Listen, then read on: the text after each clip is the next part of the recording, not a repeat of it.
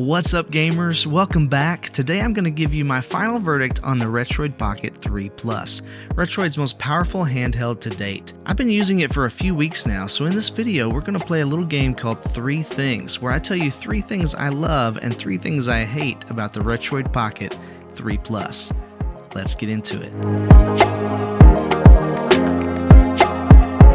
3 things I love. Well, first, it's this screen. The screen on the Retroid Pocket 3 Plus is simply gorgeous.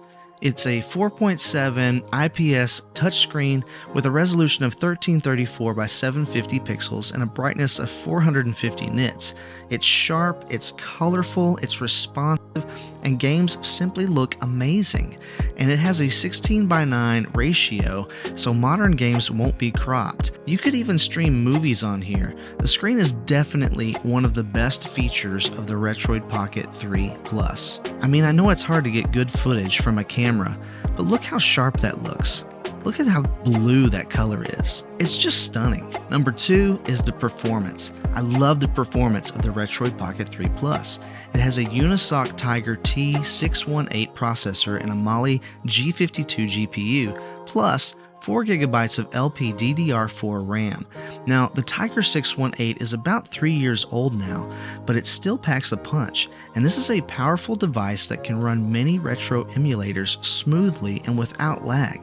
It can handle a lot of PSP, Dreamcast, Nintendo DS, PlayStation, Nintendo 64, and even some GameCube games with ease.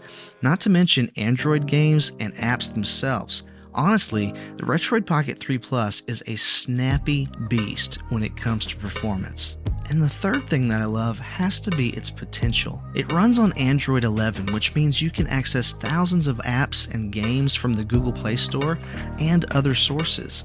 You can also customize your device with different launchers, wallpapers, widgets, settings. You name it, you can probably do it. And that's what makes it so special. You don't have to use what comes preloaded on the device. You can also download game covers, cheat codes, new ROMs, walkthroughs. You can even stream games from your PC or cloud services like PlayStation Remote Play or Xbox Cloud Gaming. And if you want to think outside the box, you can even set this up with something like Google Voice and use it as a way to call or text a child who might not be old enough yet for a cell phone. The Retroid Pocket 3 Plus is a versatile device that can do a lot more than just emulate retro games, and that's pretty sweet for a $150 device. Now, 3 things I hate. 1 are the buttons and the layout. Let me explain. How the face buttons press down, that actually feels pretty good. And the D-pad itself, I actually like. When I first pulled this out of the box, I thought, I'm not going to like this D-pad. It's kind of clicky, and it kind of like curves up on the ends. I don't know if you can tell that from here, but you can see how it kind of like curves up.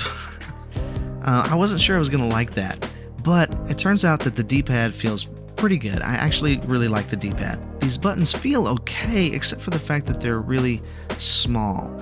And if I were 10 years old, that wouldn't be a big deal, but I'm not 10 years old. I have man hands, and this, I can push all 4 of these down with my thumb at the same time, and it is not difficult to do. And then there's these sticks. Now, L3 and R3, they click down, and that feels fine, but there's literally not enough wiggle room here. They're just too short. They're too small. And that's unfortunate that they're just so short. I found myself overcorrecting whenever I was trying to aim or drive a vehicle, for example, and that made playing incredibly frustrating. Another thing is you'll see right here on top is the start and select button. I should not have to reach over the triggers to hit start and select. That just doesn't work. It's not a good spot for those buttons to be. They should be on the face of the device somewhere. And then you have these buttons on the side. The volume button is on the side right here, and the home button is on the side right here. And those are just not good placement, and I'll tell you why. When you're in a boss battle and things start to get a little too intense, you start to grip this a little tighter. And when you do, suddenly you'll find that either the volume goes all the way down or all the way up, or worst case scenario, you hit this home button right in the middle of that boss battle, and suddenly the home screen pops up, and it takes you out of that moment in a way that's probably going to make you lose the battle. This has all the right buttons, it just seems like they're not in the right place. And for a device that's focused mainly on gaming, its input structure leaves a lot to be desired. And that's not to mention that because of the small buttons, the small sticks, it's cramped. And I found my hands would start to cramp after just even 30 minutes of playing this thing. The second thing that I hate about the Retroid Pocket 3 Plus is probably the battery life. I can't say that it's a bad battery. I think it's a 4500 milliamp battery, and it's supposed to last for 5 or 6 hours, but it seemed like every time I picked this up, the device was dead, and I had to plug it in and recharge it. And yeah, I would play for about an hour, turn it off, set it down for a couple of days, but then I'd come back to it and it would be dead. To me, that just doesn't seem right. And so I'd like to be able to say, yeah, this lasts 5 hours, but even like the Switch and the Switch Lite, they can last up to 9 hours depending on the games you're playing. But it seems to me that this is going to have to be charged pretty much every day like a cell phone. I was just a little bit disappointed in that because I have the Anbernic RG35XX and I charge that maybe once a week. I felt like I was constantly plugging this in. The third thing that I hate, and hate might be a little strong, but it's the speakers. The speakers on the Retroid Pocket 3 Plus are not great. It has 2 speakers on the bottom of the device here and here, and they're both downward firing, but not exactly. I don't know if you can tell. Let's see if I can get this angle right. They're not just downward firing, they're downward firing but away from you. They're downward firing away from you instead of towards you. Maybe if they were on the front side of this curve on the bottom, they would bounce off the table in front of you or something and up to your ears, but instead they're bouncing away from you. And that makes it worse because these already don't sound good. They don't quite get loud enough. They don't have a great dynamic range. They just don't sound very good. And on top of that, my pinkies would rest down here holding the device up and oftentimes would rest right over those speaker holes. They already don't sound good to begin with, and that placement doesn't help them out at all. Now, when you're playing retro games, like on a Game Boy Color, I can be a little more forgiving because those sounds are going to be 8 and 16-bit sounds. But a lot of modern games rely heavily on a robust soundscape to immerse you in the game. The fully orchestrated soundtrack and sound effects that pull you into a cinematic world and experience.